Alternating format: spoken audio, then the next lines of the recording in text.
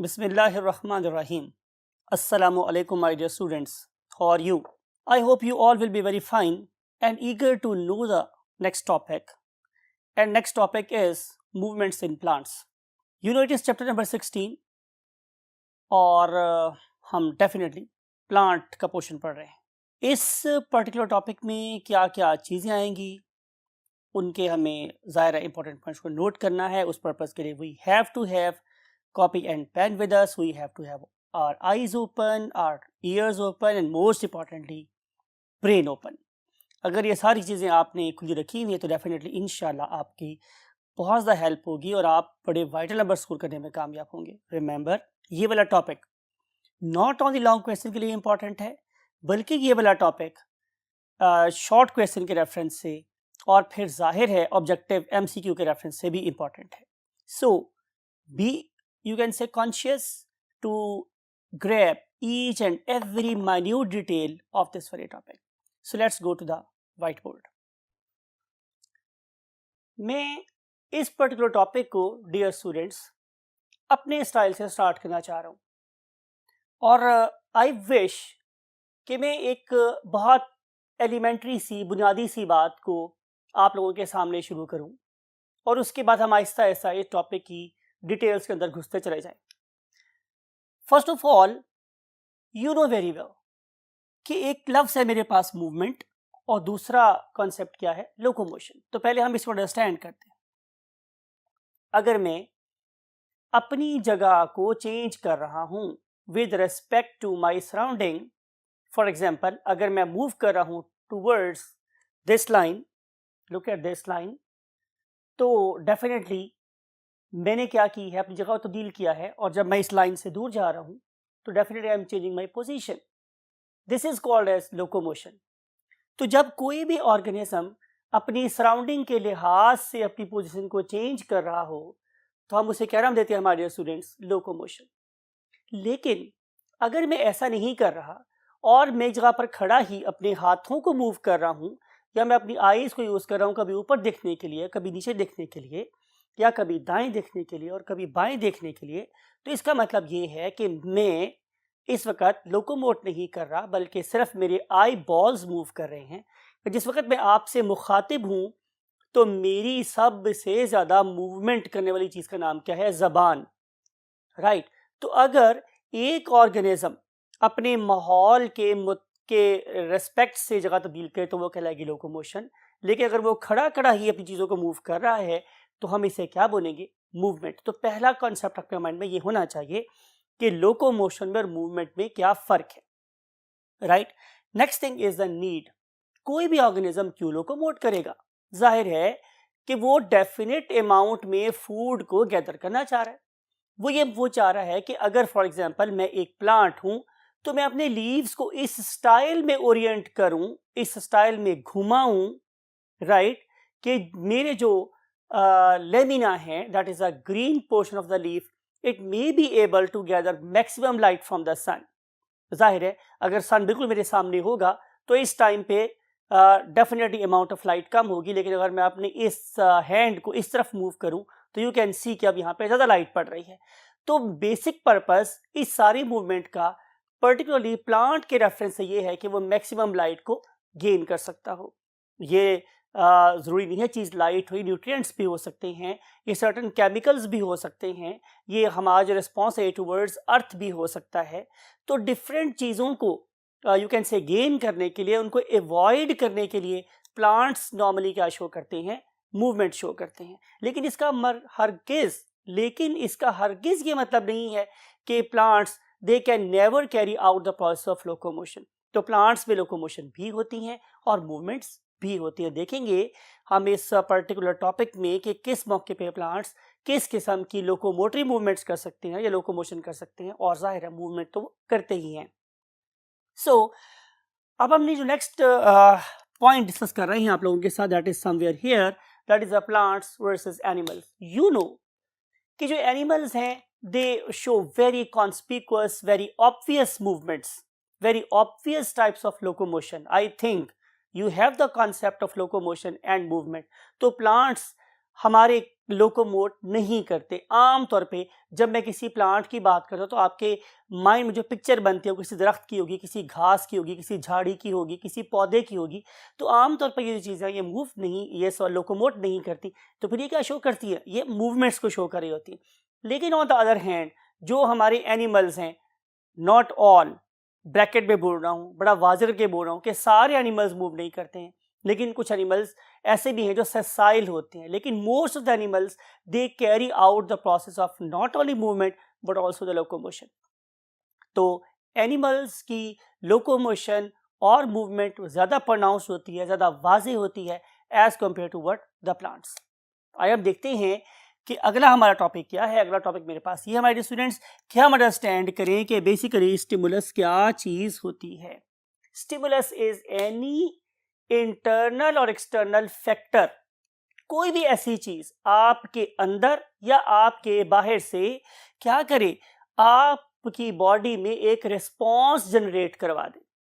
मिसाल के तौर पे कि अगर अचानक मेरे पेट में दर्द शुरू हो जाए तो आई विल बेंड, ठीक है, मैं जोर से अपने हाथों से अपने पेट को क्या करूंगा, दबा लूंगा और शायद मैं दोहरा हो जाऊंगा। तो ये जो रिस्पॉन्स है मेरा टुवर्ड्स द पेन, तो पेन क्या होगी मेरे पास, स्टिमुलस, उस पर्टिकुलर स्टिमुलस ने मेरी बॉडी में एक चेंज पैदा कर दी।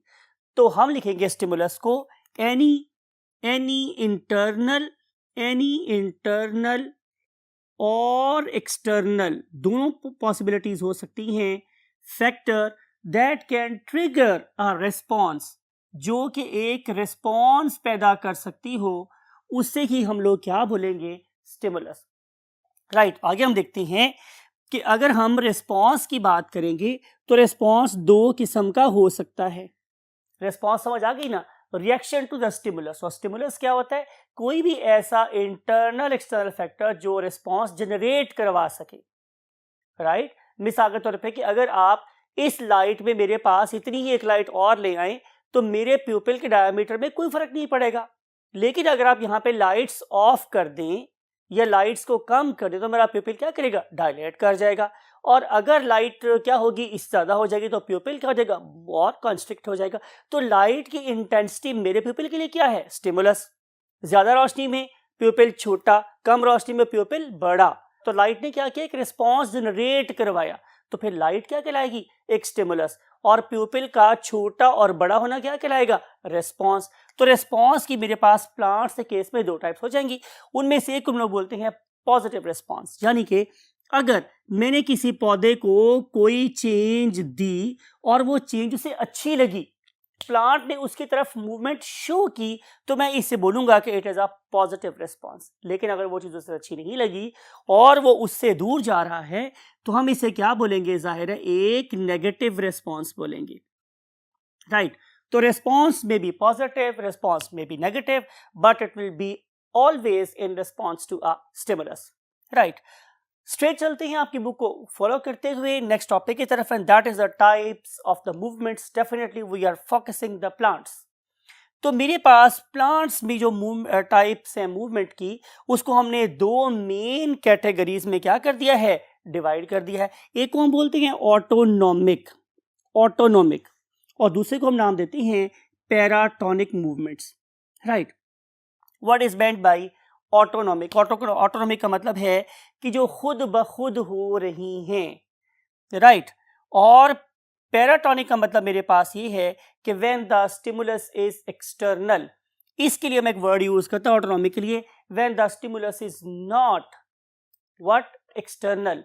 तो जब स्टिमुलस मेरे पास एक्सटर्नल नहीं होगा बल्कि वो नॉन एक्सटर्नल होगा, या उसकी जो बेसिक कॉज है वो उस ऑर्गेनिज्म के अंदर आने वाली अपनी चेंजेस हैं, तो हम इसे क्या बोलेंगे, ऑटोनॉमिक व्हाट, मूवमेंट। और अगर स्टिमुलस हुआ मेरे पास क्या, एक्सटर्नल, तो मैं उसे क्या बोलूंगा, पैराटोनिक मूवमेंट। ठीक है, आइए देखते हैं कि आप लोगों की बुक ने इन पर्टिकुलर ऑटोनॉमिक मूवमेंट्स को फर्दर किन कैटेगरीज में डिवाइड किया है। तो आंसर है नंबर 1 टैक्टिक मूवमेंट। ये किसकी टाइप हो रही है स्टूडेंट्स, ऑटोनॉमिक मूवमेंट की टाइप डिस्कस हो रही है। ऑटोनॉमिक की पहली टाइप क्या है, टैक्टिक मूवमेंट। दूसरी टाइप मेरे पास क्या है, टर्गर मूवमेंट। और तीसरी टाइप मेरे पास क्या है, ग्रोथ मूवमेंट। तो there are 3 different types of autonomic movements. अब ऑटोनॉमिक मूवमेंट में जो टैक्टिक मूवमेंट है उसकी फर्दर दो टाइप्स हैं. One of them is called as a phototactic movement, other one is called as a chemotactic movement और chemotactic movement, whatever you want to utter, it is fine. Then turgor movement मेरे पास दो किस्म की है, उनमें से एक का नाम क्या है स्लीप मूवमेंट और दूसरे के नाम क्या है रैपिड मूवमेंट. प्लीज हम इन सारी बातों को बहुत डिटेल में डिस्कस करेंगे. अभी आप सिर्फ इसकी कैटेगरी को अंडरस्टैंड करें, इसकी हायरार्की को अंडरस्टैंड करने की कोशिश करें, इसके ट्री को समझें, right. And then last one is the growth movement, और ग्रोथ मूवमेंट फर्दर तीन किस्म की हो सकती है, एपिनास्टी, हाइपोनास्टी एंड न्यूटेशन. क्या होती हैं डेफिनेटली आपको समझा के भेजा जाएगा इंशाल्लाह आज. और आगे हम देखते हैं एक एक्सटर्नल स्टिमुलस की मोहताज मूवमेंट का, उसे हम नाम देते हैं पैराटोनिक मूवमेंट. पैराटोनिक मूवमेंट की फर्दर दो टाइप्स हो गए, एक को हम बोलते हैं ट्रॉपिक मूवमेंट और एक को हम बोलते हैं नास्टिक मूवमेंट. क्या होती है ट्रॉपिक मूवमेंट हम अभी डिस्कस करेंगे आप लोगों के साथ, लेकिन इसकी अभी हम जस्ट टाइप्स पढ़ रहे हैं. Phototropic movement, thigmotropic movement, chemo और chemotropic movement, and then hydrotropic movement, and then finally geotropic movement. तो ये सारी की सारी 5 टाइप्स है ट्रॉपिक मूवमेंट्स के. Finally we shall discuss the nastic movements. और नास्टिक मूवमेंट्स की आप लोगों की बुक तीन बातें या तीन टाइप्स बता रही है. One of them is photonastic, other one is thermonastic and last one is haptonastic. So this is the basically tree. ये टाइप्स के क्या है, ट्रीज है हमारे पास है, किस किस तरह की हमारे पास आ सकती हैं. What paratonic movements and then autonomic movements. Without wasting a single moment जल्दी से जंप करते हैं और सबसे पहले ऑटोनॉमिक मूवमेंट की पहली टाइप को स्टडी करते हैं, that is called as the tactic movement. So let's jump to the next 2/3 of the word. Yes my dear students, हम डिस्कस करने वाले हैं autonomic type of movements. Autonomic का मतलब ये है कि it is non external stimulus, यानी कि जरूरी नहीं है कि इसका स्टिमुलस बाहर से हो, बल्कि इस ऑर्गेनिज्म की अपने अंदर आने वाली चेंजेस बेसिकली उस स्टिमुलस को रिस्पॉन्ड कर रही होती हैं. इसीलिए हम बोलते हैं कि it is a non external stimulus. हम क्या वर्ड यूज कर रहे हैं, non external stimulus, non external stimulus, right. इसकी जो पहली टाइप आपकी बुक में लिखी हुई है that is called as a tactic movement, right. अब आपने इस टैक्टिक मूवमेंट के बारे में जो सबसे अहम बात अपने माइंड में रखनी है, जिसे आप लोगों ने वही बात है बॉक्स भी कर लेना है, उसके ऊपर स्टार भी लगा लेना है और उसकी एक पिक्चर बना के अपने माइंड में स्टोर भी कर लेनी है. Mean it should be part of your pictorial memory. वो क्या है स्टूडेंट्स कि it is basically locomotory movement है. ये क्या मूवमेंट, लेकिन इसकी जो नेचर है वो एक लोकोमोटरी मूवमेंट है. आपने ये याद रखना है कि it is a locomotory movement. अब इस वाले केस में why it is movement, because it is taking place in the plant body, but it is operational at 3 different levels. वो 3 डिफरेंट लेवल मेरे पास क्या हो सकते हैं कि या तो ये वाली मूवमेंट हमें नजर आ सकती है at the level of organelle. For example, it may be the movement of lysosome, it may be the movement of peroxisome, it may be the movement of chloroplast, it may be the movement of any other organelle in the plant body. तो जब मैं cell के अंदर के किसी part की बात करूंगा तो it is called as the what, phototactic movement at organelle level. और फिर क्या हो सकता है कि इसके अंदर एक सेल यानी कि अब हम ऑर्गेनेल के लेवल से ऊपर की कुछ स्टडी कर रहे हैं एंड दैट वेरी ऊपर की चीज is called as a cell. और उसके बाद फाइनली हम देखेंगे कि ऐसा भी हो सकता है कि एज अ होल जो हमारा होल ऑर्गेनिज्म है, होल ऑर्गेनिज्म ये भी मूव कर सकता है from one position to other position. चूंकि यहाँ पे चाहे ऑर्गेनेल हो, चाहे सेल हो, चाहे पूरे का ऑर्गेनिज्म है, ये मूव कर रहा है, therefore we call it as locomotory movement. अब लोकोमोटरी मूवमेंट की अगर हम बात करेंगे स्टूडेंट्स तो जाहिर है इसके लिए हमें किसी स्टिमुलस की जरूरत होगी, राइट. तो इस पर्टिकुलर स्टिमुलस की अगर मैं बात करूं तो ये स्टिमुलस क्या हो सकता है, डिफरेंट टाइप्स का हो सकता है. Number 1, it may be the light, और अगर ये स्टिमुलस लाइट हुआ तो it will be called as a phototactic movement. और अगर ये वाला स्टिमुलस कोई केमिकल हुआ तो it will be called as what, chemotactic movement. बात समझ आ गई आप लोगों को? जाहिर है स्टिमुलस हमेशा क्या करेगा, एक रिस्पॉन्स जनरेट करवाएगा। ये भी आपको बात पता है, हमने फर्स्ट बोर्ड पे पढ़ी थी आप लोगों के साथ। और आपको ये वाली बात भी पता है कि रिस्पॉन्स की मेरे पास दो टाइप्स हो सकती हैं, one of them is called as positive, other one is called as negative. और आप पता है positive it is always towards stimulus, ये हमेशा क्या होता है, ये किसी स्टिमुलस की तरफ होता है, and it is always away from stimulus, ये स्टिमुलस से दूर भाग रहा होता है। राइट माय डियर स्टूडेंट्स, तो बात हम ये कर रहे हैं कि स्टिमुलस का होना जरूरी है, और ये वाला स्टिमुलस क्या जनरेट करवाएगा, रिस्पॉन्स। आइए हम ऐसा करते हैं कि हम सबसे पहले पहली टाइप ऑफ मूवमेंट को स्टडी करते हैं, it is called as a phototactic movement. इसको अंडरस्टैंड करने के लिए हम क्या करते हैं, हम इस वर्ड को स्प्लिट कर लेते हैं, तोड़ लेते हैं इनटू इट्स कंपोनेंट्स। तो जो पहला वर्ड है दैट इज अ फोटो, आपको पता है it is basically photon in origin, और आपको पता है कि photon is basically a packet of energy. It is basically what, packet of energy लिख देते हैं आप लोगों के लिए, it is a packet of energy. और जैसे आपसे डिस्कस हुआ कि इस पैकेट ऑफ एनर्जी की वजह से जो मूवमेंट होगी it is always what, locomotory movement. Right, जाहिर है अगर ये लोकोमोटरी मूवमेंट हुई तो इसकी दो टाइप्स हो सकती हैं, इट में बी पॉजिटिव और इट में बी नेगेटिव। तो जो रिस्पॉन्स जनरेट होगा वो क्या हो सकता है, रिस्पॉन्स में बी पॉजिटिव, इसका मतलब होता है और slash is always equal to और, या फिर ये हो सकता है नेगेटिव। आपको पता है टूवर्ड्स हुआ तो पॉजिटिव और अवे फ्रॉम हुआ तो नेगेटिव। अब ऐसा करते हैं कि बातें हमने काफ़ी कर ली हैं, अब हम ढूंढते हैं कि क्या ऐसी कोई मेरे पास एग्जाम्पल है या नहीं। तो बिल्कुल हमारे पास इसी एग्जाम्पल हम लिख सकते हैं वर्ड ईजी फॉर एग्जाम्पल। तो पैसिव, पैसिव का मतलब है कि this particular movement do not demands energy, do not demands energy, therefore we call it as a passive. So passive movement of, लिख देते हैं movement proper, passive movement of chloroplast, passive movement of chloroplast। सवाल ये है कि chloroplast क्या है, answer is ये एक ऑर्गेनेल है, it is an integral part of the plant cell. और आपको ये वाली बात भी पता है कि अगर ये वाला ऑर्गेनल मूव करना चाहता है तो it has to move in the cytoplasm. तो हमने इस पर्टिकुलर साइटोप्लाज्म के अंदर इस क्लोरोप्लास्ट की मूवमेंट को पैसिव क्यों कहा है, उसके लिए आप देखें ये वाली वीडियो। इसमें आपको नजर आ रहा है कि कैसे साइटोप्लाज्म जब घूमता है तो उसके साथ साथ क्या हो रहा है, क्लोरोप्लास्ट अपनी जगह बदल रहा है। Why this particular chloroplast tend to do it? Because it is very obvious answer कि this particular chloroplast is trying to orient itself in a way to gather or absorb maximum light। ठीक है, तो इस particular case में हम एक चीज और यहाँ पे ऐड करना चाह रहे हैं, and that very word is cyclosis। That very word is called as cyclosis। तो मतलब क्या हुआ मेरे पास कि ये वाले ऑर्गेनल्स एक साइकिल की तरह से साइटोप्लाज्म में घूमते रहते हैं, और ख्वाहिश ये होती है कि हम मैक्सिमम लाइट एब्जॉर्ब कर सकें। मैक्सिमम लाइट एब्जॉर्ब करना क्यों चाहते हैं, तो answer is again very simple कि इसके रिजल्ट में जो मैक्सिमम लाइट है वो एब्जॉर्ब हो सकती है। मैक्सिमम लाइट एब्जॉर्ब होगी, भाई हम लाइट क्यों एब्जॉर्ब करना चाह रहे हैं, भाई कॉमन सेंस है, बड़ा सिंपल सा जवाब है, टू फिक्स मैक्सिमम CO2।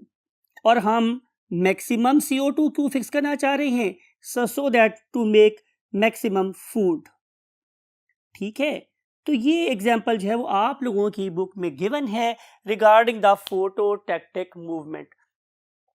अब इस वाले केस में यू नो ऑल दो light is external stimulus but the cyclosis is the phenomena that is taking place inside the plant body, and as chloroplast is moving, therefore हम इसे क्या बोलते हैं, phototactic movement। ठीक है, that is basically a kind of locomotory movement। Now we want to see other thing। Another thing is chemotactic movement। Understand करेंगे इसको भी ब्रेक करके कि जब भी हम वर्ड यूज करते हैं कीमो और केमो, तो इसका मतलब मेरे पास है कि we want to discuss something about chemicals, हम किन्हीं मखसूस केमिकल्स की बात कर रहे हैं, राइट। और जाहिर है जब मैं बात करूंगा टैक्टिक की तो इसका मतलब मेरे पास ही है कि it is a locomotory movement. तो यहाँ पे भी हम जिस स्टडी कर रहे हैं, it will move as a whole from one place to another place due to the presence of some chemicals. तो सबसे पहली बात है मेरे पास क्या, स्पर्म्स। स्पर्म्स क्या होते हैं, आपके लिए कोई नई बात नहीं है, यू नो वेरी वेल कि these are the male reproductive cells. तो प्लांट भी क्या कर रहे हैं, अपने मेल रिप्रोडक्टिव ऑर्गन्स में, जिन्हें हम क्या बोलते हैं, एंथ्रीडिया। याद रखने वाली बात यह है कि आप लोगों ने प्लांट वाले टॉपिक में, मींस प्लांट्स वाले चैप्टर में, it was chapter number 9। Chapter number 9 में आपने बहुत डिटेल से पढ़ा कि हमारे पास एल्गी भी हो सकती है, हमारे पास ब्रायोफाइट्स भी हो सकते हैं, हमारे पास ट्रीडोफाइट्स भी हो सकते हैं, हमारे पास जिम्नोस्पर्म भी हो सकते हैं, एंजियोस्पर्म भी हो सकते हैं, राइट। मैं जिस पर्टिकुलर ग्रुप की बात कर रहा हूं, these are basically bryophytes and pteridophytes, जिसमें शामिल क्या है मेरे पास, जाहिर है ब्रायोफाइट्स शामिल होंगे और फिर हमारे पास ट्रीडोफाइट्स शामिल होंगी और फर्न्स शामिल होंगी, राइट। तो ये जो तीनों के तीनों ग्रुप्स हैं, they are basically making sperms. इनके नाम लिखते हैं ताकि आप लोगों के लिए प्रॉब्लम ना हो। तो जो सबसे पहला मेरे पास ग्रुप है, that is called as bryophytes का member called as liverworts. You know bryophytes, ठीक है। और अगर मैं आपसे पूछूं कि लिवरवर्ट की एग्जांपल क्या है, तो आप क्या आंसर देंगे? आई होप कि आप आंसर देंगे कि sir it's example is Marchantia, so it is a right answer, ठीक है। फिर हम बात कर रहे थे आप लोगों के पास किसकी, मॉसिस की, लिवरवर्ट की एंड देन मॉसिस की। Then we have the example of what, pteridophytes, pteridophytes, right? And finally it is why, my dear students, PHYTS phytes. And finally we have the third example, that is called as the ferns. And now we want to see कि ये कौन से organisms हैं। जैसे मैंने आपसे बोला कि आप चैप्टर नंबर 9 में इनको पढ़ के आए हैं, लेकिन just to reinforce the you can say images in your brain again and again, तो सबसे पहले जो इमेज आपको नजर आ रहे हैं वो ब्रायोफाइट्स की पहली टाइप के नजर आ रहे हैं, जिसे हम क्या बोलते थे, लिवरवर्ट्स। और अब जो इमेज आपके सामने अपीयर होने वाला है, that is for the mosses. फिर ये जो मेरे पास एक ग्रुप आपके सामने नजर आ रहा है, these are group of what, pteridophytes. ये ट्रीडोफाइट्स वो प्लांट ऑर्गेनिजम्स हैं कि जिन्होंने सबसे अर्ली टाइप के क्या बनाए थे, वेस्कुलर बंडल्स, ठीक है।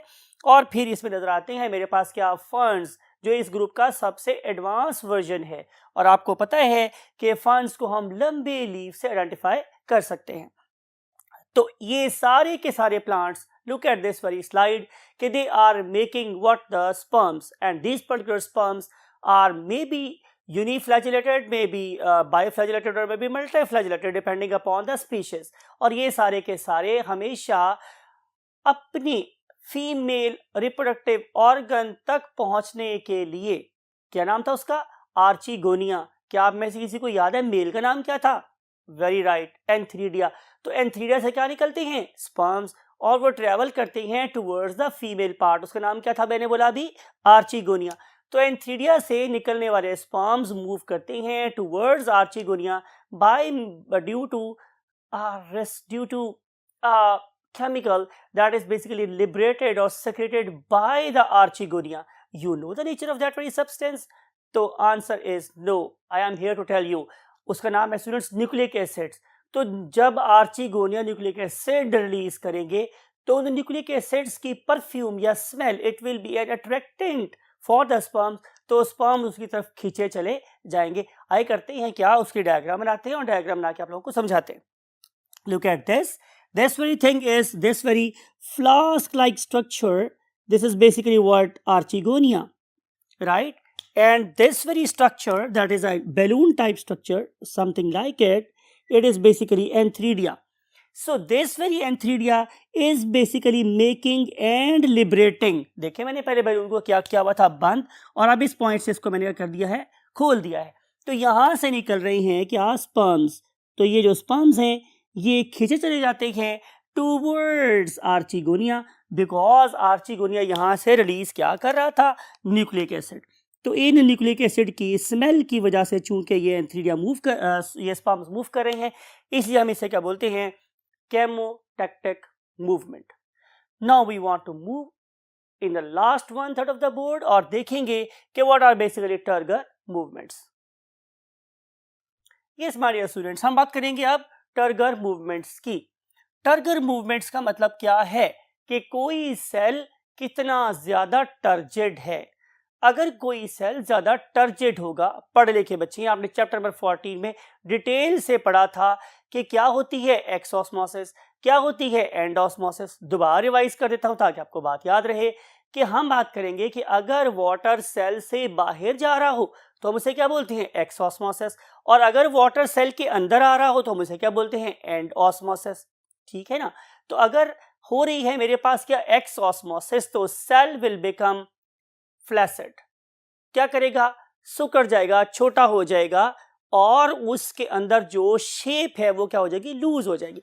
लेकिन ऑन द अदर हैंड अगर मैं दूसरी तरफ देखूं तो क्या होगा मेरे स्टूडेंट्स, दूसरी चीज ये हो सकती है कि वाटर पानी जो पानी है वो सेल के अंदर जाए, और अगर पानी सेल के अंदर जाएगा तो फिर सेल क्या होगा, लंबा भी होगा और फूल भी जाएगा। तो इस टाइम पे हम उसे क्या बोलेंगे, वो टर्जिड हो गया है। सो अगर टर्गर की वजह से या टर्जिडिटी की वजह से कोई मूवमेंट हो रही होगी तो हम उसे क्या बोलेंगे, टर्गर मूवमेंट। लेकिन रिमेंबर, एलॉन टर्गर मूवमेंट सारा काम नहीं कर रही होती, जाहिर है इसमें ग्रोथ का एलिमेंट भी शामिल होता है। तो हम यहाँ पे दो बात लिखने वाले हैं कि there will be a change in turgor. तो मैं चेंज को इस डेल से रिप्रेजेंट करता हूं। चेंज का मतलब होता है डेल्टा, थोड़ा सा del, there is a change, या ऐसे करते हैं, प्रॉपर लिख लेते हैं, there is a change in turgor pressure, and plus there will be a change in growth। दोनों काम होंगे।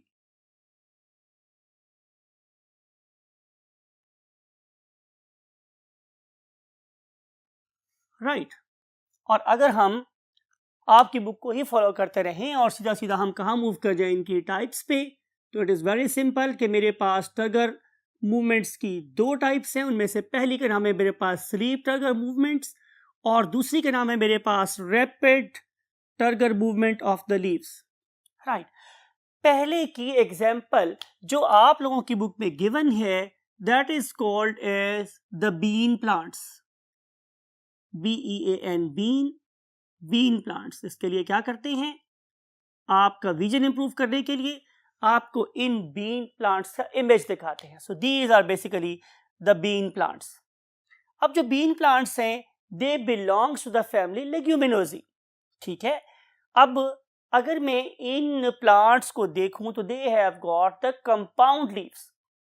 अब what is meant by the compound leaf, एक बड़ा सा लीफ था, वो अपने नीचे वाले लीव्स का साया बहुत ज्यादा रोक रहा था।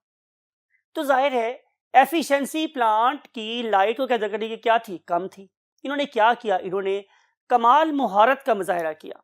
इन्होंने अपने एक बड़े से लीफ को छोटे छोटे लीफलेट्स में डिवाइड कर लिया। आए इसको आपको डायग्राम बना के समझाते। लुक एट दिस कि अगर ये मेरे पास एक लीफ था, ये वाला मेरे पास एक लीफ था, तो अगर इसके नीचे एक और लीफ हो और सनलाइट यहां से आ रही हो फॉर एग्जांपल, तो ये वाला लीफ इस लीफ के ऊपर क्या प्रोवाइड करेगा, शेड। लेकिन अगर मैं ये करूं कि मैं इसके छोटे छोटे लीव्स बना दूं, ऐसे ऐसे ऐसे, for example something like it, इस तरह से, तो ये क्या कहलाएंगे, कंपाउंड लीफ कहलाएंगे। अब रोशनी छन के इस जगह से इस नीचे वाले लीफ तक भी पहुंच जाएगी। तो अगर एक लीफ क्या करे, अपने आप को लीफलेट्स में डिवाइड करे, तो हम उस लीफ को बोलते हैं कंपाउंड लीफ। तो इनकी लीव्स कैसे हैं, कंपाउंड। और अगर आप इन पर्टिकुलर कंपाउंड लीव्स की बेस को देखें तो वो इस तरह क्या होती है, फूली हुई होती। उस फूली हुई लीफ बेस को हम लोग नाम क्या देते हैं, पल्वीनस।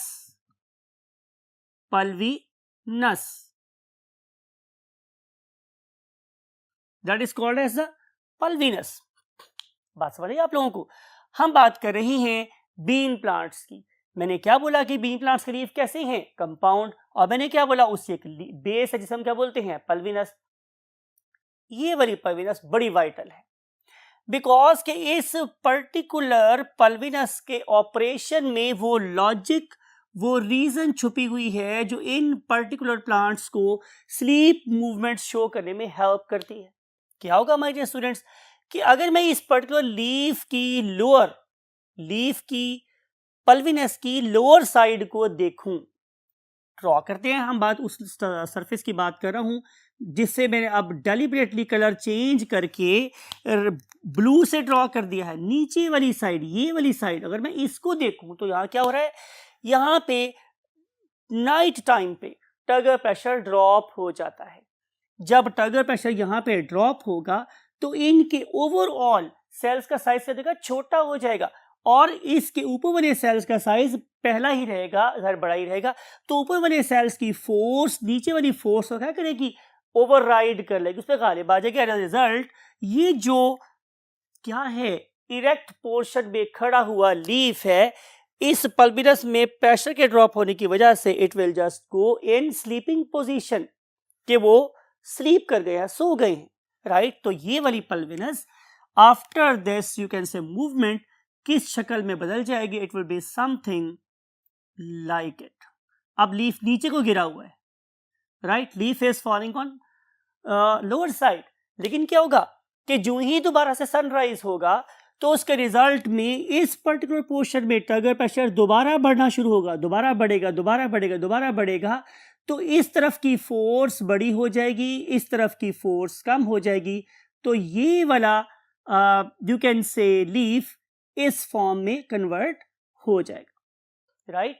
तो ये है बेसिकली रीजन किसकी, कि हमारी जो पल्विनस है उसकी लोअर सरफेस वो टगर प्रेशर को क्या कर लेती है, चेंज कर लेती है। Now we want to see another example, और वो मेरे पास क्या है, rapid movement of the leaves. इसके लिए मुझे एक प्लांट का सहारा लेना है, and that very plant is called as touch me not. That very plant is called as what, touch me not. और प्लांट का नाम क्या है मेरे पास, माइमोसा पुडिका। माइमोसा पुडिका, इसे हम क्या बोलते हैं, टच मी नॉट। देखा आप लोगों ने कि अगर हम look at this particular video कि ये जो ऑर्गेनिज्म है, ये जो शख्स है, ये इस particular touch me not mean mimosa pudica को क्या लगा रहा है, हाथ। तो जो ही ये इसको हाथ लगाता है तो हम देखते हैं कि इसके लीव्स बंद होना शुरू हो जाते हैं, लेकिन कुछ टाइम के बाद, घंटे 2 घंटे के बाद, ये लीव्स दोबारा से क्या करते हैं, खुल जाते हैं। आखिर ये वाला मिरेकुलस प्लांट ये वाला मिरेकल कैसे करता है, तो साइंस ने इसकी इस चालाकी को भी क्या किया, अनलॉक कर लिया और बताया कि बेसिकली यहाँ पे सारा खेल अगेन इसकी लीफ बेस में ऑपरेट हो रहा है, और लीफ बेस में that is again a kind of pulvinus. तो यहाँ पे अब टगर प्रेशर को कंट्रोल करवाने के लिए क्या आ रही हैं, बहुत ही ज्यादा इंपॉर्टेंट किस्म के आयंस, जिसे हम लोग नाम क्या देते हैं, पोटासियम आयंस। तो जब पोटासियम आयंस इस पल्विनस में से लूज हो जाते हैं, यहाँ पे सबसे पहले क्या होगा कि पोटासियम आयंस बाहर आएंगे। जब वो पोटासियम आयंस यहाँ से बाहर आएंगे तो वो जाके उसके वैस्कुलर बंडल में चले जाएंगे। तो आपको ये बात मैंने बहुत दफा बताई थी चैप्टर नंबर 14 पढ़ाते हुए कि वाटर हमेशा उस तरफ जाएगा जहां सॉल्यूट कॉन्सेंट्रेशन ज्यादा होगी। तो अगर पोटासियम आयंस बाहर चले जाएंगे तो जाहिर है अब बाहर कंडीशन हो जाएंगी कैसी, हाइपरटोनिक। तो जो ही कंडीशन हाइपरटोनिक होगी उसको बैलेंस करने क्या करेगा, वाटर बाहर चला जाएगा। तो एज अ रिजल्ट इस पर्टिकुलर पल्विनस का ओवरऑल टगर प्रेशर क्या हो जाएगा, ड्रॉप हो जाएगा। लेकिन ये टगर प्रेशर जाहिर है बहुत रैपिडली होगा, बहुत तेजी से होगा, because you know sodium potassium ions they are very very quick in their actions. So very rapid outflux of potassium will cause a very rapid exosmosis, means very rapid loss of water। तो जो ही rapid loss of water होगा तो जाहिर है ये वाले leaves का turgor pressure drop होगा और ये लीव्स बंद होना शुरू हो जाएंगे। लेकिन जब इसे पता चलेगा कि अब खतरा टल गया है, अब ऐसा कोई बात यहाँ पर नहीं है, there is no threat in the surrounding, there is no you can say naughty boy और गर्ल अराउंड मी, तो ये क्या करेगा, ये दोबारा से उस पर्टिकुलर पोटासियम को अपनी पाइवेनस के अंदर नॉर्मल सेल्स में डालना शुरू कर देगा, इसको फिर करेगा फॉलो वाटर। अब एक्स ऑस्मोसिस नहीं होगी, अब एंड ऑस्मोसिस होगी। तो जब वाटर इसके अंदर आना शुरू होगा, एंड ऑस्मोसिस जब होगी, तो ज़ाहिर है ये वह लीव्स दोबारा से खुलना शुरू हो जाएंगे। सो this is the basically mechanism of opening and closing of this very what Mimosa pudica leaves. Now we want to see the last type of the movement that is called as a growth movement. ये तीसरी किस्म की movement होती है। अब जो मेरे पास तीसरी किस्म की क्यों बोला मैंने कि पहली किस्म की थी टेक्टिक मूवमेंट, दूसरी कौन सी थी, ये वाली टगर मूवमेंट की दूसरी टाइप थी, और अब हम पढ़ने वाले हैं third type that is called as a growth movement. Growth movement का मतलब क्या है, एक ऐसी मूवमेंट जो किसी भी प्लांट के ऑर्गन में हो रही है, और अगर हम देखें तो उस ऑर्गन की क्या होंगी, दो साइड्स। मिसाल के तौर पे कि अगर ये मेरे पास एक क्या है सेपल, आई थिंक कि आप लोग वही बताए चैप्टर नंबर 9 को डिटेल से पढ़ के आए हैं, आपको पता है सेपल क्या होता है और पेटल क्या होता है। हम फॉर एग्जांपल इस सेपल की बात कर लेते हैं। इस सेपल की दो सरफेसेस हैं, एक कौन सी सरफेसेस आ रहा है स्टूडेंट्स, ऊपर वाली, और एक कौन सी है, नीचे वाली, राइट। इस पर्टिकुलर सेपल को मैं अपवर्ड भी मूव करवा सकता हूं और डाउनवर्ड भी मूव करवा सकता हूं। अगर मैं ये चाह रहा हूं माय डियर स्टूडेंट्स कि ये वाला सेपल इस फॉर्म में चला जाए, इस फॉर्म में, मीन टू से बंद हो जाए, मीन टू से ये बंद हो जाए, तो मुझे क्या करना पड़ेगा, मुझे इस साइड के मींस नीचे वाली साइड के सेल का नंबर ज्यादा करना पड़ेगा। जब इस तरफ के सेल का नंबर ज्यादा होगा और इस तरफ के सेल का नंबर कम होगा, तो इस पर्टिकुलर सेल की नीचे वाली साइड बड़ी और ऊपर वाली साइड छोटी होगी, तो सेपल हमेशा बंद ही रहेगा। ऑन द अदर हैंड, अगर मैं इस कली को खोलना चाहता हूं और बल्कि इस कली को किसी फूल में कन्वर्ट करना चाहता हूं, आई मीन टू से कि मैं ब्लूमिंग करवाना चाह रहा हूं, तो उस टाइम मुझे क्या करना पड़ेगा, मुझे इस पर्टिकुलर सेपल को यहां से मूव करवा के यहां ले जाना पड़ेगा, समथिंग लाइक इट। ये नीचे हो जाएगी, पहले यहां जाएगी, फिर फॉर एग्जांपल ये यहां जाएगी और फिर अल्टीमेटली ये यहां मूव कर जाएगी। तो ये वाली सेपल जो पहले इस तरह थी अब ऐसे हो गई। अब आप देख सकते हैं मेरे हाथ की तरफ कि पहले ये साइड छोटी थी और ये वाली साइड बड़ी थी, लेकिन जब मैं अपने हाथ को ऐसे बेंड करूंगा तो अब ये वाली साइड बड़ी हो जाएगी और ये वाली साइड छोटी हो जाएगी। तो जब मैं इस पर्टिकुलर साइड को बड़ा कर दूंगा और इस पर्टिकुलर साइड को छोटा कर दूंगा, तो क्या होगा, कली खिल जाएगी, पत्तियां खुल जाएंगी। लेकिन अगर मैं इसको रिवर्स कर दूं तो फिर जाहिर है कि पत्तियां बंद हो जाएंगी और एक फूल किसी दोबारा से कली में कन्वर्ट हो जाएगा। ये जो मूवमेंट्स हैं इनको हम दो लफ्जों से एक्सप्लेन करते हैं। उनमें से जो पहला वर्ड है उसे हम लोग क्या बोलते हैं, एपिनास्टी, राइट माय डियर स्टूडेंट्स। और एपिनास्टी का मतलब ये है कि ये वाला प्रोसेस ओपनिंग, एपी का मतलब क्या होता है, ऊपर, जब मैं ऊपर वाली साइड को बड़ा कर दूंगा, जब मैं ऊपर वाली साइड को बड़ा कर दूंगा तो कली खिल जाएगी, राइट। लेकिन अगर मैं नीचे वाली साइड को बड़ा कर दूं, माय मीन टू से नीचे क्या होता है, हाइपो, अगर मैं शो करूं हाइपोनास्टी, नीचे वाली साइड को बड़ा कर दूं या बड़ा रखूं, तो हमारी जो फ्लोरल बड है वो हमेशा क्लोज ही रहेगी। कली बनाए रखने में हाइपोनास्टी का रोल है और कली को फूल बना देने में एपिनास्टी का रोल है। आपको मेरी बात समझ आई स्टूडेंट्स? तो इसकी रीजनिंग मेरे पास फिर क्या हुई, unequal growth, unequal growth on the two sides, on two sides of what leaves, on the two sides of the sepals, on the two sides of the petals। तो आप किसी की भी बात कर ले, हमेशा जब इनकी दो साइड यानी कोई ग्रोथ शो करेंगी तो या तो कली बंद रहेगी और या फिर कली खिल के फूल बन जाएगी। इस किस्म की अनइक्वल ग्रोथ हमें एक और किस्म के प्लांट्स में नजर आती है और हम उसे नाम क्या देते हैं? न्यूटेशन। थर्ड टाइप हम पढ़ रहे हैं and third type is called as nutation. NUTATION। It is basically ION। तो ये तीनों की तीनों किसकी टाइप्स हैं? Growth movement. न्यूटेशन किन में होती है? आंसर इज कि उन पर्टिकुलर ऑर्गेनिजम्स में होती है कि जिनके स्टेम्स वीक हैं, नंबर 1। नंबर 2, इनके स्टेम आगे से फ्लैट होते हैं। तो जब स्टेम आगे से स्टूडेंट्स फ्लैट होगा तो उसके रिजल्ट में हम यूँ समझ लेते हैं, थोड़ा चौड़ा करके बनाते हैं कि इसकी दो साइड्स हो जाएंगी। For example this is the A and this is the B। ये दो साइड्स हो गई। जब मेरे पास A साइड बड़ी होगी और B साइड छोटी होगी तो स्टेम विल कर्ल और कर्व इन दिस डायरेक्शन। लेकिन अगले टाइम पे अगर B साइड के सेल्स बड़े हो गए और A साइड के सेल छोटे रहे तो फिर क्या होगा? It will curve in this way, इस वे भी कर्ल हो जाएगा। और अगर अगले टाइम पे दोबारा से A साइड ज्यादा कर्व हुई, के साथ ज्यादा ग्रो हुए और इस तरफ के सेल्स कम ग्रो हुए तो जाहिर है ये इस तरफ ग्रो करेगा।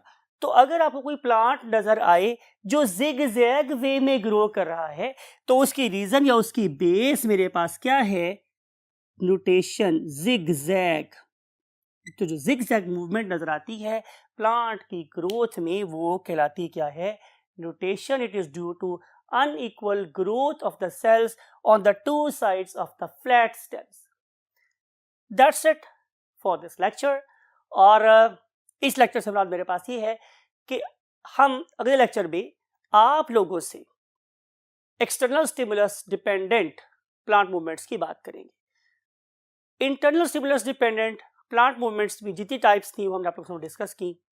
मैं अगेन यही कहूँगा कि आप हर बात को गौर से सुना करें, लॉजिक्स को रीजन में माइंड में रखा करें, तो आप लोगों को डेफिनेटली हर इल्म की या हर एक ऑपरेशन की जो कुदरत के अंदर हो रहा है आपको उसकी लॉजिक ज़रूर मिल जाएगी। Right? So that's it for today. I want to say you Allah हाफ़िज़ by having a very beautiful दुआ फॉर यू कि आप अपना और अपने वालिदैन का बहुत ख्याल रखने में कामयाब हो। अल्लाह हाफ़िज़। बिस्मिल्लाहिर्रहमानिर्रहीम। अस्सलामु अलैकुम my dear students. You know, we have finished the very first part of the plant movements. That was a movement due to internal stimuli. और अब हम स्टार्ट करने वाले हैं पार्ट 2। और पार्ट 2 में हम जिन मूवमेंट्स की बात करेंगे वो डिपेंड करती हैं एक्सटर्नल स्टिमुलाई पर। आइए देखते हैं कि एक्सटर्नल स्टिमुलाई कितनी टाइप्स के हो सकते हैं और उससे कौन कौन सी मूवमेंट्स हो सकती हैं और उन पर्टिकुलर मूवमेंट्स के होने की लॉजिक या रीज़न क्या है। हमेशा कहता हूँ, अब भी कह रहा हूँ आप लोगों से कि आप अपनी कॉपी पेन अपने साथ रखें, अपने माइंड, अपनी आईज, अपने कानों को खुला रखें। May Allah help you a lot. So let's jump to the white board. Yes my dear students, आपको याद है कि हम लोगों ने प्लांट की मूवमेंट्स को दो कैटेगरीज में डिवाइड किया था। एक वो वाली मूवमेंट्स जो नॉन एक्सटर्नल स्टिमुलस या इंटरनल स्टिमुलस पर डिपेंड कर रही थी, हमने उनको नाम दिया था ऑटोनॉमिक मूवमेंट का।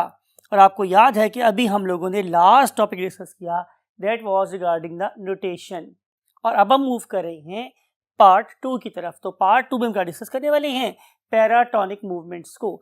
और पैराटोनिक मूवमेंट का मतलब ये है कि नाउ स्टिमुलाई आर 100% एक्सटर्नल। ठीक है? और इसकी हमने दो टाइप्स को पढ़ना है। एक का नाम है ट्रॉपिक मूवमेंट्स और दूसरे का नाम है नास्टिक मूवमेंट्स। अगर स्टिमुलस एक्सटर्नल है तो उसकी मेरे पास दो चांसेस हैं, या तो स्टिमुलस डायरेक्शनल होगा और या फिर वो नॉन डायरेक्शनल होगा। अगर स्टिमुलस एक्सटर्नल है और डायरेक्शनल है तो हम उसे बोलते हैं ट्रॉपिक मूवमेंट। इसकी हम पढ़ेंगे आगे 5 किस्में: phototropic movement, thigmotropic movement, chemotropic movement, hydrotropic movement and finally the geotropic movement. लेकिन अगर स्टिमुलस एक्सटर्नल हुआ और नॉन डायरेक्शनल हुआ, क्या बात कर रहा हूं मैं आप लोगों से कि अगर स्टिमुलस कैसा हुआ? एक्सटर्नल, लेकिन कैसा हुआ? Non directional. नॉन डायरेक्शनल, तो मैं इसे क्या नाम दूंगा? नास्टिक मूवमेंट का। तो नास्टिक मूवमेंट्स फर्दर 3 टाइप्स की हैं, यानी कि फोटोनास्टिक मूवमेंट और थर्मोनास्टिक मूवमेंट और हेप्टोनास्टिक मूवमेंट्स। तो इन सारी की सारी मूवमेंट्स को फर्दर क्लासेस के साथ डिस्कस करते हैं डिटेल के साथ in the next 1/3 of the board. Yes my dear students, again understand करेंगे पैराटोनिक मूवमेंट को। जैसे मैंने बोला आप लोगों से कि पैराटोनिक मूवमेंट की पहली बात ये है कि जो स्टिमुलाई है या स्टिमुलस है, स्टिमुलस इज ऑलवेज एक्सटर्नल। कैसा होता है मेरे पास? एक्सटर्नल स्टिमुलस होता है, राइट। अगली जो बात है मेरे पास वो ये कि ये स्टिमुलस क्या हो सकता है, या तो ये होगा डायरेक्शनल और या फिर ये होगा नॉन डायरेक्शनल। Non directional. तो अब हम पढ़ेंगे कि अगर स्टिमुलस मेरे पास कैसा हुआ, डायरेक्शनल, तो उससे बनने वाली मूवमेंट्स कहलाएंगे ट्रॉपिक मूवमेंट्स। तो अब हम डिस्कस करने वाले हैं ट्रॉपिक मूवमेंट्स को। सवाल ये है कि वर्ड ट्रॉपिक का मतलब क्या होता है, राइट। तो आंसर इज कि ये वर्ड ट्रॉपिक ट्रोपोस से निकला है और इसका मतलब होता है टू टर्न, और इसका मतलब हो सकता है टू बेंड। या तो ये घूम जाएगा या बेंड हो जाएगा, तो इसे हम बोलेंगे क्या? Tropic movement. ट्रॉपिक मूवमेंट में स्टिमुलस कैसा था? डायरेक्शनल। तो इसकी फर्दर मेरे पास 5 टाइप्स हैं। पहले को हम पढ़ते हैं phototropic movement and phenomena is called as phototropism. Separate करते हैं इसको, कोई मुश्किल सी बात हमारे लिए नहीं है कि फोटो का मतलब अगेन हो गया लाइट, लाइट, और ट्रोपोस का मतलब हो गया टू बेंड। तो एक ऐसा फिनोमेना, एक ऐसा मजहर, एक ऐसा प्रोसेस जिसमें प्लांट बॉडी का एक पार्ट बेंड हो गया लाइट की तरफ, या वो मूव कर गया अवे फ्रॉम लाइट, तो इसे हम क्या बोलेंगे? Phototropic movement. Phenomena is called as phototropism. इसकी आगे मेरे पास क्या हो सकती हैं? 2 टाइप्स। एक में क्या हो सकता है कि मुझे नजर आए पॉजिटिव फोटोट्रॉपिज्म, पॉजिटिव फोटोट्रॉपिज्म। इसको अंडरस्टैंड करने के लिए आप इस पर्टिकुलर एक्सपेरिमेंट को देखें। यहाँ पे क्या हुआ, हम लोगों ने एक प्लांट लिया और उस पर्टिकुलर प्लांट को एक लाइट प्रूफ बॉक्स से कवर कर दिया। लेकिन इस पर्टिकुलर लाइट प्रूफ बॉक्स के एक साइड पे हम लोगों ने क्या कर दिया? सुराख डाल दिया, यानी कि जिस तरफ से रोशनी आ सकती है, इस प्लांट बॉडी को किसी और तरफ से रोशनी नहीं मिल रही। और हमने इसको 2-3 दिन के लिए क्या रख दिया? धूप में रख दिया। तो नजर आया कि इस पर्टिकुलर प्लांट बॉडी की जो लीव्स हैं या ब्रांचेस हैं, they always bend towards light. तो इसका मतलब ये होगा कि प्लांट बॉडी के जो ग्रीन पार्ट्स हैं, they always show positive phototropic response to the light. लेकिन ऑन द अदर हैंड अगर मैं इसकी रूट्स को देखूं, चले पहले लिख लेते हैं कि पॉजिटिव फोटोट्रॉपिज्म कौन शो करता है। तो आंसर है मेरे पास लीव्स और branches of the plant body. लेकिन अगर मैं बात करूं किसकी? रूट्स की, तो वो हमेशा रोशनी से दूर भागती हैं। तो जब वो रोशनी से दूर भाग रही हैं, इसका मतलब है कि वो रोशनी को खतरा महसूस कर रही हैं। इसीलिए मैं उसको रेड से लिख रहा हूं कि जो हमारी रूट्स हैं, they show negative phototropism, negative phototropism. Example मेरे पास क्या है? Roots, right my dear students. अब हम पढ़ेंगे second type. Second type is called as thigmotropism. अब थिग्मो का मतलब मेरे पास क्या है? टच। थिग्मो का मतलब मेरे पास क्या है? टच। तो जब भी कोई चीज छूने से बेंड कर जाए, छूने से बेंड कर जाए, तो हम उसे क्या बोलेंगे? थिग्मोट्रॉपिज्म। ठीक है माय डियर स्टूडेंट्स। अब अपने करना क्या है कि अब हम इनकी लेते हैं एग्जाम्पल्स कि कौन सी ऐसी मूवमेंट्स हैं जो थिग्मोट्रॉपिज्म के कॉलम में या जमरे में आती हैं। तो look at this particular very weak stem, ठीक है। और जाहिर है कि वीक स्टेम आमतौर पर मुझे किस में नजर आएगा? वाइन्स में। जब मैं वर्ड यूज करता हूँ वाइन्स, इसका मतलब होता है बेलें। वाइन्स का मतलब क्या होता है मेरे पास? बेलें, ठीक है। बेल, तो बेल की जमा बेलें, राइट। तो जो वाइन्स हैं इनके जो सॉफ्ट किस्म के क्या हैं, स्टेम्स हैं, जब भी वो किसी हार्ड चीज से कांटेक्ट में आते हैं तो they begin to bend around it, वो इसके अराउंड बैंडना शुरू हो जाते हैं। तो ये बेंडिंग कैसे हो सकती है? Of course due to unequal growth on the two sides of the stem. तो वो वाला पार्ट ऑफ द स्टेम कि जो इस पर्टिकुलर हार्ड सपोर्ट के करीब है, ये क्या करता है? ये कम बेंड करता है। लेकिन वो वाला पार्ट जो बाहर वाली साइड पे है उसमें नंबर ऑफ सेल भी ज़्यादा हो जाते हैं और उसमें सेल का साइज भी बड़ा हो जाता है, तो इट बेंड्स मोर। और उसके रिजल्ट में क्या होता है?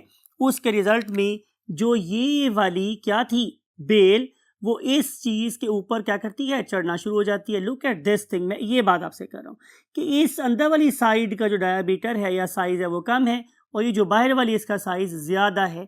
तो इस तरीके से ये क्या करेगी? ये उसके गिर्द लिपट जाएगी और ये किसी भी हार्ड ऑब्जेक्ट के साथ ऊपर चढ़ती चली जाएगी। तो इसकी जो बेस्ट एग्जांपल वो कि मेरे पास बेलें हो गई, right. Now we want to jump to the next you can say type of movement that is called as a chemotropism. तो केमो का मतलब मेरे पास क्या है? डेफिनेटली कोई ना कोई केमिकल, राइट। तो अगर मेरे पास कोई केमिकल है और ये वाला केमिकल क्या कर रहा है? किसी बेंडिंग की वजह बन रहा है, तो मैं इसे क्या बोलूँगा? ज़ाहिर है केमोट्रॉपिक मूवमेंट। याद रखने वाली बात ये है कि ये सारी की सारी मूवमेंट ये ग्रोथ मूवमेंट्स ही हैं, यानी कि growth of the stems towards light, ये क्या है? पॉजिटिव फोटोट्रॉपिज्म, ठीक है। और growth of the more growth of the stem on the outer side and less growth of the stem on the inner side, it will cause what? Thigmotropism. अब हम केमोट्रॉपिज्म की बात करते हैं कि किस तरीके से कोई सर्टन केमिकल्स ग्रोथ को चेंज कर सकता है। तो इसकी जो बेस्ट एग्जांपल है वो मेरे पास क्या है? वो किसी भी फंजाई के हाइफी हैं। तो जो फंजाई के हाइफी हैं they normally grow towards the food और केमिकल की तरफ बढ़ते हैं। ज़ाहिर है फूड एक केमिकल होता है। अगर मैं आप लोगों से जिक्र करूं इस पर्टिकुलर चीज़ का कि look at this particular bread, तो जो ही इस पर्टिकुलर ब्रेड के ऊपर एक फंगस का स्पोर आके गिरता है तो ये थोड़ा टाइम के लिए अपने आप को एडजस्ट करता है और उसके बाद ये ग्रो कर देता है इसके ऊपर क्या? हाइफी। आप देखें कि कितनी तेजी से hyphae they literally occupy the food. Occupy का मतलब कब्जा करना। इसके लिए मैं एक टर्म यूज कर रहा हूँ टू कोलोनाइज द फूड। ये पूरी की पूरी फूड के ऊपर कॉलोनी बना लेते हैं और ये वाली फूड फिर किसी के लिए भी फिट नहीं रहती। तो ये जो ग्रोथ है हाइफी की in all directions to occupy the food, to colonize the food, this is called as what? The chemotropism. And next thing is called as a hydrotropism. Hydrotropism का मतलब ये है कि अब प्लांट का कोई पार्ट ग्रो करेगा टुवर्ड्स द वाटर। आपका क्या ख्याल है कि क्या स्टेम ऐसा करते हैं? तो आंसर इज नो। तो यहाँ पे हाइड्रो का मतलब हुआ मेरे पास क्या? वाटर, और ट्रॉपिज्म का मतलब हुआ टू बेंड और सिंपली टू ग्रो।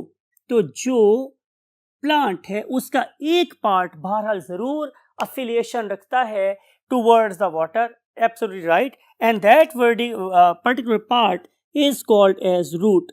तो रूट्स जो होती हैं they always grow towards water. तो इसकी मूवमेंट को मैं क्या नाम दूंगा? पॉजिटिव हाइड्रोट्रॉपिक मूवमेंट, बिकॉज के this particular root show affiliation for water. Last one is called geotropism. तो you know very well geometry is a measurement of the earth and geology study of the अर्थ। तो इसका मतलब ये होगा कि जब भी हम जियो की बात करेंगे तो इससे मुराद होगी मेरे पास क्या? अपना favourite living place that is called as earth. तो हमारी जो अर्थ है ये डिफरेंट चीज़ों को क्या करती है? अपनी तरफ खींचती है। That is called as of course geological force. तो इस जियोलॉजिकल फोर्स को जो रिस्पॉन्ड करने वाली चीज़ है उसका नाम क्या है मेरे पास? Again roots. तो रूट्स को ग्रो करवाने में डेफिनेटली किसका हाथ है? अर्थ का। तो जो रूट्स हैं they always grow towards the earth. लेकिन अगर मैं इन पर्टिकुलर लीव्स को देखूं तो they always grow away from earth. तो इसका मतलब ये होगा कि leaves and branches of the stem they show negative geotropism. लेकिन जब मैं रूट्स की बात करता हूं तो roots always show positive geotropism. अब ऐसा करते हैं कि हम रूट और स्टेम के बिहेवियर को इकट्ठा देखते हैं तो मुझे क्या पता चलेगा कि जो लीव्स हैं they show positive phototropism and negative geotropism. लेकिन जब मैं रूट्स की बात करूंगा तो दे show positive geotropism and negative phototropism. तो ये सारी की सारी फोर्सेस आपस में मिलके प्लांट की ग्रोथ को क्या कर रही होती है, फैसिलिटेट कर रही होती है। अब इस पर्टिकुलर चीज को शो करने के लिए, जियोट्रॉपिज्म के इफेक्ट को शो करने के लिए हम लोगों ने एक एक्सपेरिमेंट किया। आइए देखते हैं कि वो एक्सपेरिमेंट हम लोग कैसे करते हैं। Look at this my dear students, हमने क्या किया हुआ है, हमने एक पेट्री डिश ली है। उस पेट्री डिश के अंदर मैंने 4 क्या किए हैं, सीड्स लिए हैं, और इन सब सीड्स का जो पॉइंटेड एंड है वो मैंने एक ही तरफ रखा हुआ है, राइट। और जो राउंडेड एंड्स है वो मैंने सबके बाहर की तरफ रखे हुए हैं, राइट। तो फिर मैंने क्या किया, मैंने उसके ऊपर एक पेपर रखा और उसके ऊपर मैंने कॉटन रख के उस पर पानी लगाया, और उसके बाद पेट्री प्लेट का सेकेंड हाफ उसके ऊपर रखा, और इससे मैंने वर्टिकल वे में स्टैंड में बांध दिया। कुछ अरसे के बाद क्या हुआ, ये जो आपको नजर आ रहा है कि मैंने ये देखा कि मेरे पास जो सीड्स थे वो इस डायरेक्शन में पड़े हुए थे, या फिर वो इस डायरेक्शन में पड़े हुए थे फॉर एग्जांपल, या फिर जो सीड था वो इस डायरेक्शन में पड़ा हुआ था, और या फिर सीड इस डायरेक्शन में पड़ा हुआ था। Fourth one, look at this. तो मैंने 4 डिफरेंट डायरेक्शन में सीड को ग्रो करवाया। तो मैंने क्या देखा कि चारों सीड की हालांकि डायरेक्शन कैसी है, डिफरेंट है, लेकिन सब की जड़ हमेशा जमीन की तरफ ही ग्रो की। सब की जो जड़ है वो हमेशा जमीन की तरफ ही ग्रो की। Look at this, look at this, सीधा। तो आपको पता है, आप पढ़े लिखे बच्चे हैं, कि जो मेरे पास सीड है उसका वो वाला पार्ट जिससे रूट बनती है उसे हम बोलते हैं रेडिकल। तो रेडिकल जब भी ग्रो करेगा रूट हमेशा जमीन की तरफ ही ग्रो करेगी, ठीक है। लेकिन अगर मैं बात करता हूं किसकी, स्टेम की, तो स्टेम हमेशा टुवर्ड्स लाइट ही ग्रो करता है, something like it, you can see right. तो इससे मुझे ये पता चल गया कि स्टेम हमेशा पॉजिटिव फोटोट्रॉपिज्म और नेगेटिव जियोट्रॉपिज्म शो करते हैं, जबकि रूट्स हमेशा negative phototropism and positive geotropism show करती हैं, right. Now we want to move the last thing, that is called the nastic movement. आपको पता है यहाँ पे डायरेक्शनल ऑल दो स्टिमुलस है, लेकिन स्टिमुलस कैसा है, नॉन डायरेक्शनल। 2 बातें लिखेंगे, एक्सटर्नल और दूसरी बात लिखूंगा नॉन डायरेक्शनल, और तीसरी बात क्या लिखूंगा, part of the plant body. ये वाली चीज भी पार्ट ऑफ प्लांट बॉडी के अंदर हो रही होती है। इसकी फर्दर हमारे पास 2 टाइप्स हैं, एक को हम क्या बोलते हैं, निक्टिनास्टिक मूवमेंट, और दूसरे को हम नाम देते हैं हेप्टोनास्टिक मूवमेंट, राइट। तो जो मेरे पास निक्टिनास्टिक मूवमेंट है इसकी फर्दर 2 टाइप्स होती है, हम क्या बोलते हैं, फोटोनास्टी, दूसरे का नाम क्या है, thermonasty. Now we want to differentiate between the 2। यहाँ पे हमने बात की कि नास्टिक मूवमेंट में डायरेक्शन नहीं होती, लेकिन लाइट, ये क्या बात हुई भाई, हम बात तो रोशनी की कर रहे हैं लेकिन हम उसी डायरेक्शन की बात ही नहीं कर रहे। तो आंसर मेरे पास ये है कि रोशनी का हम एक और बड़ा इंपॉर्टेंट एट्रीब्यूट भूल रहे हैं, और वो क्या है मेरे पास, लाइट की इंटेंसिटी। लाइट की क्या स्टूडेंट्स, इंटेंसिटी। आपको पता है कि अगर हम अपने प्यारे पाकिस्तान की बात करें तो हमारे पास 2 बड़े एक्सट्रीम मौसम मिलते हैं, सर्दियों वाले और गर्मियों वाले। तो अगर हम लोग गर्मियों की बात करें तो गर्मियों में सन ज़्यादा देर चमकता है, और अगर हम सर्दियों की बात करें तो ज़ाहिर है सन कम देर के लिए चमकता है। तो जब हम बात करेंगे उन फूलों की कि जो गर्मियों में खिलते हैं, तो वो क्यों खिलते हैं गर्मियों में, बिकॉज कि उन्हें ज़्यादा लंबे अरसे तक क्या चाहिए थी, लाइट चाहिए थी। तो हम उन्हें क्या बोलते हैं, लॉन्ग डे प्लांट्स, या हम उन्हें एक नाम और दे सकते हैं, शॉर्ट नाइट प्लांट्स, यानी कि उनका जो डार्क पीरियड है वो छोटा होता है। लेकिन ऑन द अदर हैंड अगर मैं उन फूलों की बात करूँ जो सर्दियों में खिलते हैं तो उन्हें हम बोलते हैं शॉर्ट डे प्लांट्स, यानी कि वो उन्हें अगर रोशनी कम देर के लिए भी अवेलेबल हो तो भी वो क्या करेंगे, खिल जाएंगे।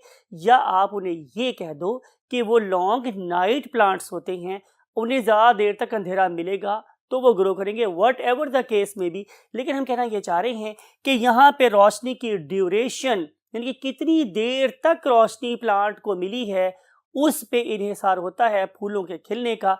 तो फूलों के खिलने का ये मजहर, ये प्रोसेस क्या कहलाता है? Photonasty. Other thing is called thermonasty. You know कि जब भी सन हमारे पास चमकता है तो उससे हमें दो चीजें मिलती हैं, एक को क्या बोलते हैं? लाइट, दूसरे को क्या बोलते हैं? हीट। अब हम जिस एट्रीब्यूट की बात कर रहे हैं that is called as the heat. हम एग्जांपल ले रहे हैं इन टुलिप्स की। तो आप देख रहे हैं कि जब हमारे पास सन निकलता है तो ये टुलिप्स क्या करते हैं? खिल जाते हैं, और जब हमारे पास सन सेट हो जाता है टुलिप्स कर जाते हैं, बंद हो जाते हैं। अब इसी का रीज़न है, इसी रीज़न ये है कि इन पर्टिकुलर कलियों को या फूल की पत्तियों को खिलने के लिए क्या चाहिए थी?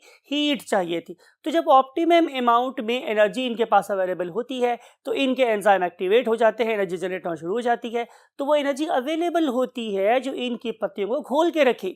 लेकिन जो ही सनसेट होता है तो उन एंजाइम को जो इसको एनर्जी प्रोवाइड कर रहे थे, खुद एक्टिविटी की एनर्जी नहीं मिलती, एंजाइम लो लेवल पे चले जाते हैं और ये वाली पत्तियां भी बंद हो जाती हैं। तो this is called as what? Thermonasty. Now we want to see the last thing, and last thing is called as a haptonasty. Hapto का मतलब मेरे पास ये है कि कोई लिविंग ऑर्गेनिज्म जब किसी चीज के ऊपर आके बैठता है तो उसकी दो तीन चीजें इस पर्टिकुलर चीज को क्या करेंगी? स्टिमुलेट करेंगी कि वो कोई ना कोई मूवमेंट शो करे।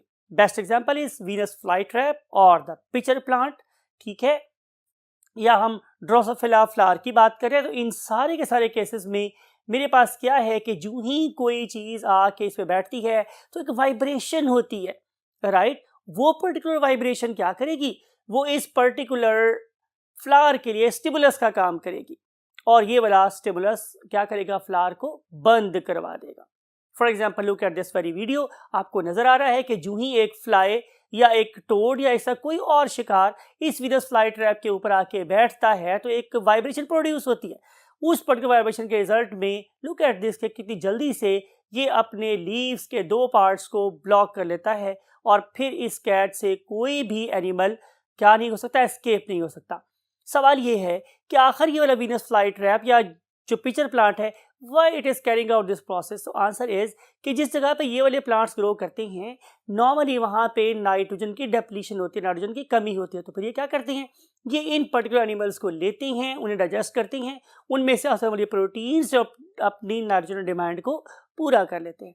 क्या हमारी ये बात सही है? इसको प्रूव करने के लिए हमने एक्सपेरिमेंट किया। हम लोगों ने वीनस फ्लाई ट्रैप के ऊपर अपनी एक ग्लास रॉड से क्या की? वाइब्रेशन प्रोड्यूस की। तो आप देख रहे हैं इस वीडियो में कि उस पर्टिकुलर वाइब्रेशन के रिजल्ट में जो वीनस फ्लाई ट्रैप अपने आप को बंद कर लेता है। लेकिन डेफिनेटली और बहुत से फैक्टर भी हैं, जिसमें से पर्टिकुलरली परफ्यूम ऑर्गेनिज्म की उसकी वाइब्रेशन और उसकी बैठने की साउंड, ये सारी की सारी चीज़ें भी बाहर कंट्रीब्यूट कर रही होती हैं। तो इस तरीके से वो वाले प्लांट्स जो नाइट्रोजन डेफिशिएंट सॉइल में ग्रो करते हैं वो अपनी नाइट्रोजन रिक्वायरमेंट को क्या कर लेते हैं? पूरा कर लेते हैं। तो इस सारी की सारी बातों को या लेक्चर को सुनने के बाद आपको अंदाज़ा हुआ होगा कि देयर आर डिफरेंट एट्रीब्यूट्स, बहुत सी बातें हैं कि जो प्लांट्स को डिफरेंट चीज़ें करने पे मजबूर करती हैं। लेकिन ये during the course of evolution various plants ने अपने आप को वेरियस वे में इवॉल्व किया, अपने आप को स्पेशलाइज किया to fulfil what their body demands to survive and you can say thrive. का मतलब है रिप्रोड्यूस करना, अपने नंबर को बढ़ाना, to survive and thrive very successfully on the face of land. अगर आपको निगाह बिना दी गई है तो आप डेफिनेटली उन चीज़ों से भी कलाम कर सकते हैं जो आपसे हम कलाम नहीं होती, bye means of certain very excellent thinking brain and research. मेरी ख्वाहिश ये है कि आप भी जब बड़े हों तो आप भी वो निगाह बीना पैदा करें जो आप लोगों को उन चीज़ों से हम कलाम होने की सलाहियत दे जो कि आपसे हम कलाम नहीं हो सकती। इस दुआ के साथ आई want to say you Allah हाफ़िज़।